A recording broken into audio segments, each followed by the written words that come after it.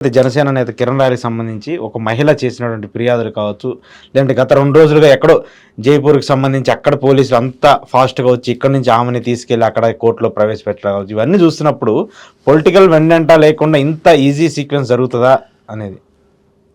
Sir మీకు మాట చెప్పనా, సత్యవేడు ఎమ్మెల్యే ఓ దగులుబాజీ పని చేసి దొరికి ఆ అమ్మాయి ప్రెస్ మీట్ తర్వాత పర్యవసానాలు ఎలా ఉన్నాయి? ఏమీ లేవు.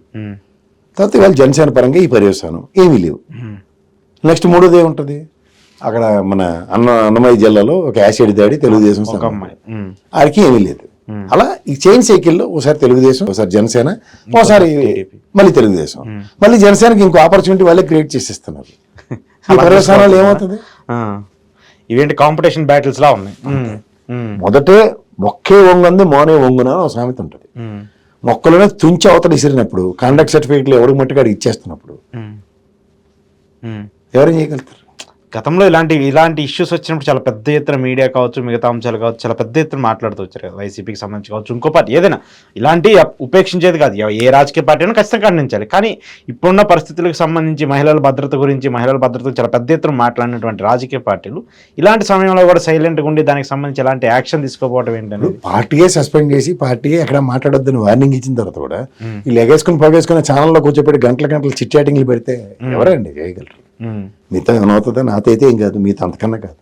అదే వాళ్ళ ధైర్యం, అదే వాళ్ళ ధీమా, అదే వాళ్ళ దర్పం. ధైర్యం, ధీమా, దర్పం మూడు కలిపి కలగూసి ఒక వ్యక్తి చుట్టూ తిరుగుతున్నప్పుడు, ఉడ్రా నువ్వు అని గట్టిగా అడిగినోడే లేనప్పుడు, పోలీస్ వ్యవస్థ రక్షించేవాడే భక్షకుడు అన్నట్టు కాకుండా ఇప్పుడు రాజస్థాన్ పోలీసులు అక్కడి నుంచి వచ్చారు, ఎవరికి నోటీస్ ఇచ్చారు, సంబంధిత దాని ఏదో ఆర్డర్ అంటారు, ఒక ఆర్డర్ ఉండాలి కదా, ఆ ఆర్డర్ పట్టుకుని కాపీ తీసుకురాకుండానే పోలీస్ వ్యవస్థ స్పందించి ఇక్కడున్న మన ఆంధ్రప్రదేశ్ రాష్ట్ర అమ్మాయిని జులుముతో చేయబట్టుకుని లాగి జీపులు ఎక్కించేంత కార్యక్రమం తెరలేపినప్పుడు కూడా ఎక్కడ ఎవరి దగ్గర నుంచి స్పందన లేనప్పుడు ఏం చేయగలుగుతారు? మీరు మాత్రం నేనెవరు, మీరెవరు? మన స్థాయి చాలా చిన్నది.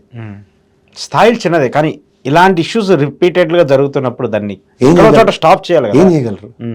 ఇప్పుడు మీరు ప్రభుత్వం ప్రజాస్వామ్యంలో మీరు నేను కాదు, లేకపోతే వాళ్ళు మొత్తం 164 స్థానాలతో కూర్చొని పెట్టారు.